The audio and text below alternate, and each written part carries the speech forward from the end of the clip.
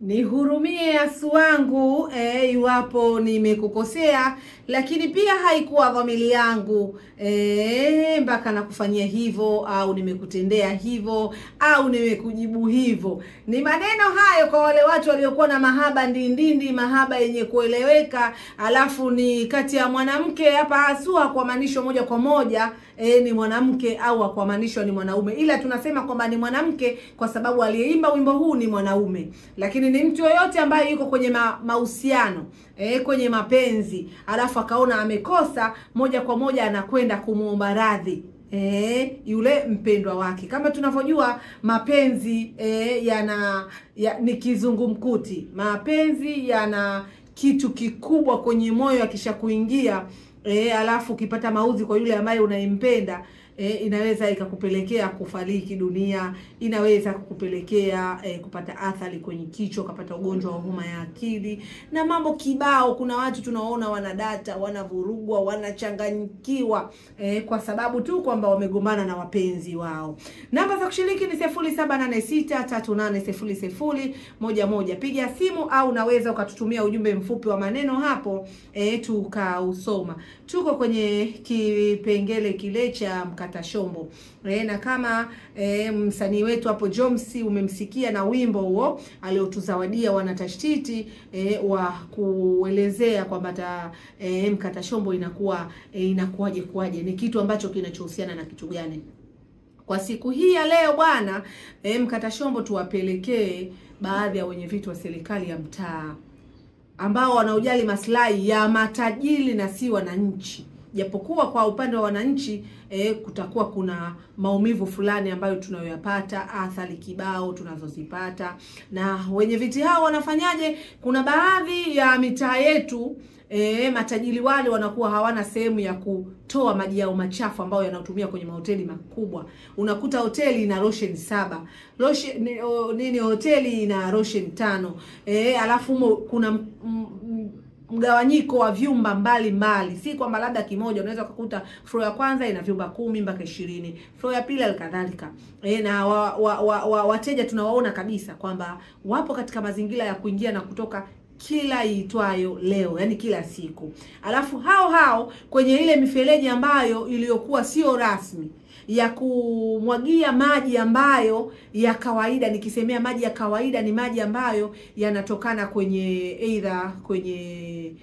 kwenye vyoo vyetu ambavyo kwa maji machafu na sio kinyesi moja kwa moja kuelekea sehemu ile. Lakini kuna baadhi ya sehemu matajiri wale wanatumia mifereji ile ambayo iko karibu na wananchi, watoto wanapita, wanaingia kwenye mifereji hiyo kupitishia maji machafu, maji yenye kinyesi, kitu ambacho kinakuwa sivyo.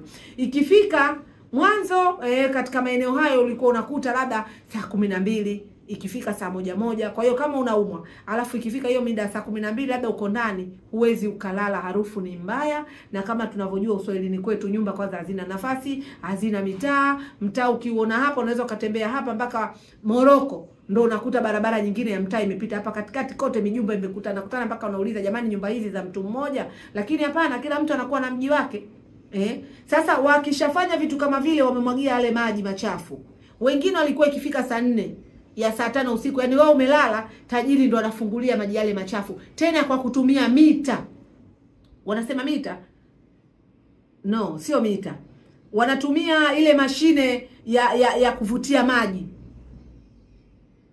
Yani kama mtu anavuta maji kujaza kwenye tanki, yeye ndo anaweka pampu yake ile kwa ajili ya kuvutia yale maji machafu kutoka kwenye sinki ambayo inayoenda kupeleka maji ya vyumba vyote kama 20 kama 50, alafu anapelekea moja kwa moja kwenye hiyo mifereji midogo. Kwanza tunakutana na changamoto ambazo ni makelele, kwa sababu ile mashine inavyounguruma mara nyingi wanatumia hata kama umeme utakuwepo, lakini lazima wawashe generator ili wazidi kusupport ile kitu. Wakishamaliza pale kuna makelele ya ile generator kwa usiku ule, japokuwa umeme upo. Lakini kuna changamoto nyingine tunaipata ya yale maji machafu yenye harufu mbaya yanapita kwenye madirisha yetu, kiasi ambacho ni hatari kwa afya zetu. Na ukija kuangalia wakati mwingine tunakumbana na watoto wengine, watoto wamezaliwa, mtoto amezaliwa labda ana wiki, ana wiki 2 anakutana na changamoto ya maji machafu yanayopita kutoka kwenye madirisha, lakini kikubwa anayesababisha vitu kama vile ni mwenyekiti wa serikali ya mtaa. Ndiye anayetoa go ahead kwa pale matajiri, badala ya kuwaita magari kunyonya maji yale machafu, na badala yake kama ilikuwa 80,000 kwa mwezi au kwa 200,000, kwa sababu ni sehemu ambayo ni kubwa, vyuma vingi na vinafanya usafi kila wakati wa shughuli hiyo, unakuta yeye anakwenda kuchukua shilingi 80,000 kwa kila mwezi. Wakati huo atuonei huruma wananchi wake. Ni waombe matajiri wakumbuke kwamba kuna Mungu, lakini pia huyo mwenyekiti wa serikali ya mtaa ambaye anadiliki kufanya vitu kama hivyo vya uchafuzi wa mazingira.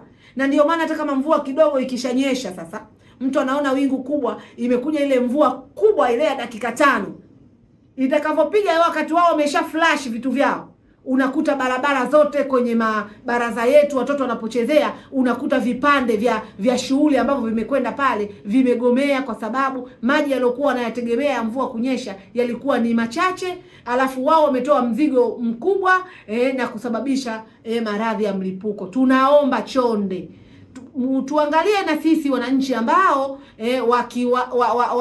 wa hali za chini.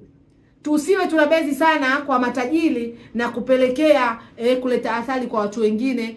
Ukiuliza kwamba kwa nini uuzi, maana kuna mwenyekiti mwingine anakwambia kabisa kwamba kama unaona hii kero siuze, wauzie matajiri, watumie hapa kuweka magorofa, waweke sehemu ya biashara, wewe uende huko polini. Alokuambia nani poli linampendeza mtu? Kama wewe hodari, hujazaliwa mjini wala hujakulia mjini, umekuja wakati na akili zako timamu, unajua suruali ukivaa zipu lazima ikae mbele na sio nyuma, wakati unatoka kijijini kwenu kuja hapa, kwa nini na wewe usinganganie huko kijijini kwenu kama kijiji kinampendeza mtu? Lakini kama wewe umetoka kijijini kwenu umekuja katika mji wa Dar es Salaam, na uliyemkuta pia mwenye mji wake ananogewa nao, usinilazimishe mimi kuuza sehemu kutokana na kero unayonipa kutoka kwa matajiri ambao wenye maslahi na wewe, eti ukiuliza kwamba uuze kitu ambacho kinakuwa sivyo. Tukumbuke kwamba kuna kesho, na hiyo kesho inakuwa mbaya sana. Kuna kesho ambayo inakuwa mbaya sana. Kuna dhima tunayotakiwa tuende tukajibu mbele ya Mwenyezi Mungu kwa kile ambacho wewe kama ulikuwa kiongozi umewafanyia nini watu ambao uliokuwa unawaongoza. Kwa siku ya leo naomba niachie hapo, mkata shombo iwapelekee. Nadhani message sent imefika, na kama haijafika kwa wao, basi kuna watu wanaweza wakasikia, aidha wakawa wameweka saizi simu zao wanasikiliza, message sent inaweza kufanyaje kufika. Tuache ubabaifu wa kuchukua pesa kwa matajiri na kuwaruhusu kupenyesha maji yao machafu, maji taka kwenye mitaro midogo ambayo iko sehemu ya wakazi ambao wana watoto wao, wana wazee wao ambao wagonjwa, wana mapumu, wana maradhi kibao, kupelekea afya mbovu ya maji machafu, kupelekea muungurumo wa majenereta ambao mnayawasha usiku, lengo kupitisha maji hayo kwenda kwenye hiyo mifereji midogo ambayo sio salama kwa hiyo kitu ambacho mnachokifanya. Muachane nayo. Tuone mapumziko na kupeleka na kitu mapenzi Diamond Taarabu. Kibao hiko kimepigwa na Diamond Taarabu, kitu mapenzi. Twende mapumziko.